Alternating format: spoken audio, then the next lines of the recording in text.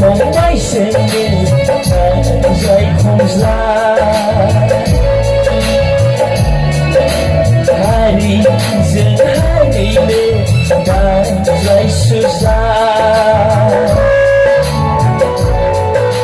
vì ta không mãi sẽ nghe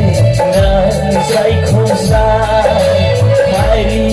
dừng hai đi lên ta dây sơ xa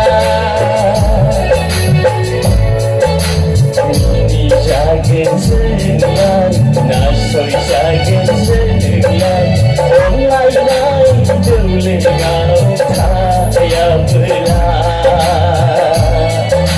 ni jagen dừng lại na soi jagen dừng lại online nay đâu lên ngao thaya bela